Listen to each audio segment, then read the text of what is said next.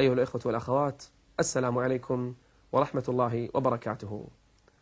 العين نعمة عظيمة، ويكفي أنك تعرف قدر العين إذا نظرت إلى الأعمى الذي لا يبصر، يتمنى أن لو أنفق كل أمواله وأن لو أنفق كل ما يملك فقط يبصر ولو مرة واحدة. نعمة عظيمة. ألم نجعل له عينين؟ الله يمن على عباده بهذه النعمة، ولكن هذه النعمة هل نحن نستغلها في طاعة الله عز وجل أو أننا نستخدمها في الحرام؟ فكر، كل منا يحاسب نفسه. بعض الناس للأسف إذا سافر إلى بلاد هو غريب فيها أخذ يقلب عينيه فيما شاء من صور ومن نساء ومن محرمات ومن أمور منكرة. أهم شيء ما حد يعرفه، أهم شيء ما حد يشوفه. ألم يعلم بأن الله يرى. بعض الناس إذا جلس أمام التلفاز والفضائيات قلب عينيه في كل منكر وينظر إلى كل حرام ولا يبالي، فقط يمتع ناظريه ويمتع نفسه. قل للمؤمنين،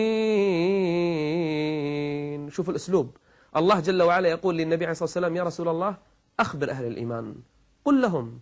ماذا أقول لهم؟ قل للمؤمنين يغضوا من أبصارهم، لأنه إذا ما غض بصره، لأنه إذا ما حفظ العينين لن يحفظ الفرج. قل للمؤمنين يغضوا من أبصارهم ويحفظوا فروجهم. وإذ أطلق لعينيه العنان، كل الحوادث مبدأها من النظر، ومعظم النار من مستصغر الشار.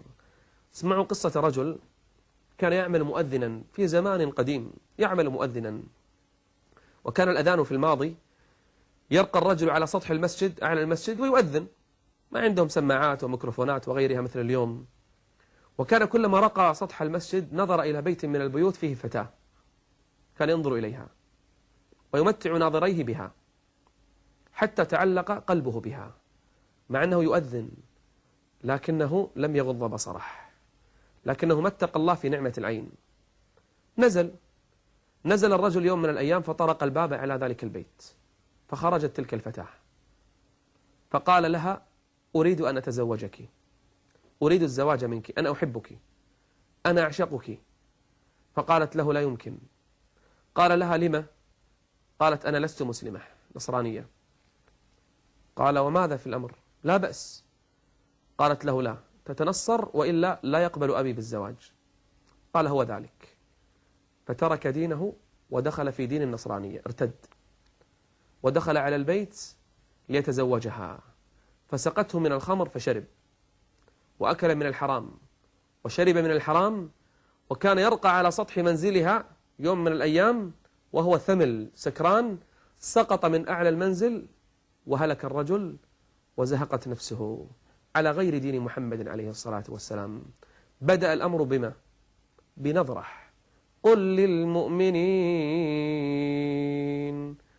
للمؤمنين يغضوا من أبصارهم ويحفظوا فروجهم ذلك أزكى لهم. بعض الناس في الإنترنت مثلا يدخل على مواقع يقلب ناظريه، يسر ناظريه ما ضر خاطره، لا مرحبا بسرور عاد بالضرر.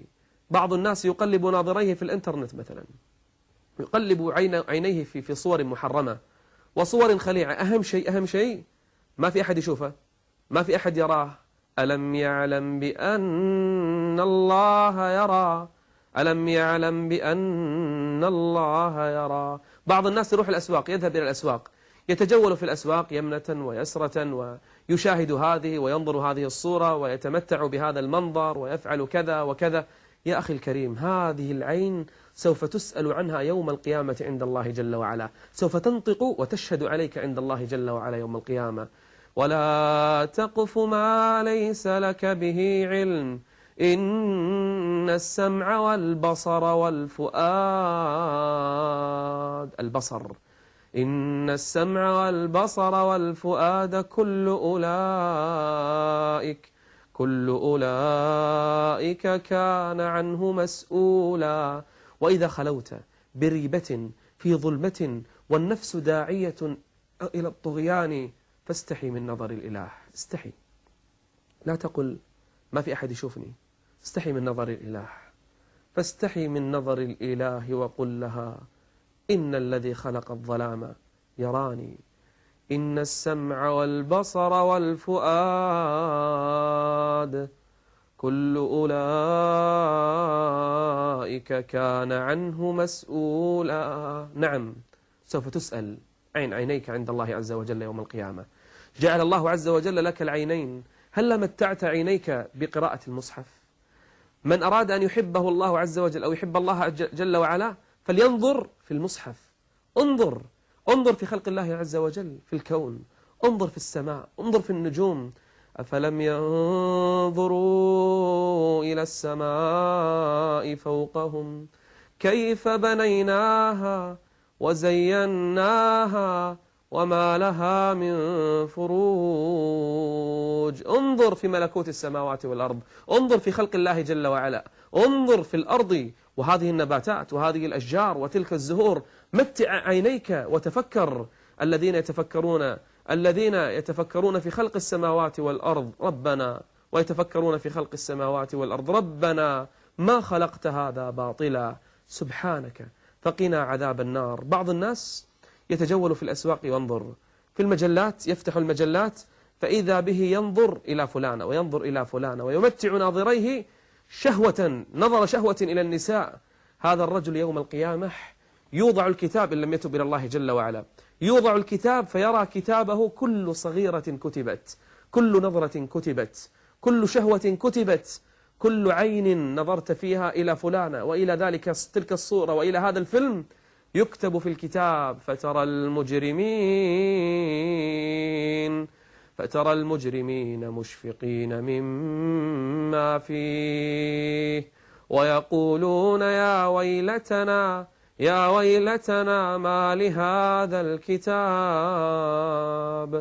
ما لهذا الكتاب لا يغادر صغيرة ولا كبيرة. كل نظرة مكتوبة، كل شيء كتب، كل نظرة، كل كلمة، كل زلة كلها كتبت. نعم، كل شيء كتب في الكتاب. ويقولون يا ويلتنا ما لهذا الكتاب لا يغادر صغيرة ولا كبيرة إلا أحصاها. بعض الناس يختفي ولوحده ويجلس في الغرفة فيفتح تلك المجلة أو ينظر لتلك الصورة، أو يتسلل من وراء الباب، أو ينظر من السطح أو من النافذة على بيوت الجيران، أو ينظر إلى فلانة يختلس النظر ويفعل كذا وكذا. هذه العين تعرف ماذا تسمى في الشرع؟ هذه العين تسمى في الشرع العين الخائنة. العين الخائنة، في عين خائنة، نعم، هذه العين الخائنة التي تتسلل وتختفي فتنظر إلى الحرام. يعلم خائنة الأعين. وهذه العين إذا خانت امتلأ الصدر بحب الحرام. يعلم خائنة الأعين وما تخفي الصدور. نعم أيها الأخ الحبيب، نعم، احرص على عينيك، نعمة من نعم الله عز وجل. هذه العين من الخير التي تفعله هذه العين أن تبكي من خشية الله. مثلا وعينان لا تمسهما النار، عين بكت من خشية الله وعين باتت تحرس في سبيل الله. غض البصر. النظرة الأولى لك ربما تزل، أن أمشي في الشارع إيش أفعل؟ ظهرت أمامي امرأة نظرت إليها عن غير قصد، هذا تعذر ولا يحاسبك الله عز وجل عليه، ولكن لا تتمادى ولا تستمر. اصرف بصرك كما قال النبي عليه الصلاة والسلام لعلي بن أبي طالب الإمام رضي الله عنه، قال اصرف بصرك فإنما لك الأولى وليست لك الآخرة. قل للمؤمنين يغضوا من أبصارهم ويحفظوا فروجهم. الأمر ليس فقط موكل بالرجال، حتى النساء. وقل للمؤمنات يغضضن من أبصارهن. بعض الناس يقول ما أتحمل. يا أخي اصرف البصر ترتاح، والله ترتاح. بعض الناس يقول أتعذب لما أرى بعض الصور وبعض المناظر. يا أخي الكريم اصرف البصر ترتاح نفسيا، لأن كل شيء في الجسم إذا نظر وإذا تكلم وإذا لمس يدعوك إلى والعياذ بالله فعل الفاحشة. فيتعذب الإنسان إلا أن يفعل الفاحشة، وإلا لو غض بصره لحصن نفسه وأراح نفسه.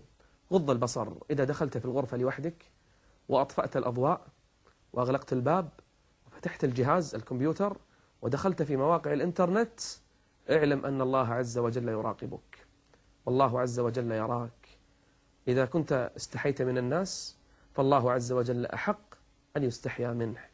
إياك وإياك أن تنظر بعينيك إلى الحرام. الإثم ما حاك في نفسك وكرهت أن يطلع عليه الناس. حلال بين حرام بين، أنت تعرف أي نظر أقصده. فاتق الله عز وجل وتب إلى الله، فالله عز وجل يقبل التوبة. واجعل العينين كما أمرك الله عز وجل أن تسخرهما به، أن تجعلهما في طاعة الله جل وعلا وفي المعروف. أسأل الله تعالى أن يحفظ لنا جوارحنا.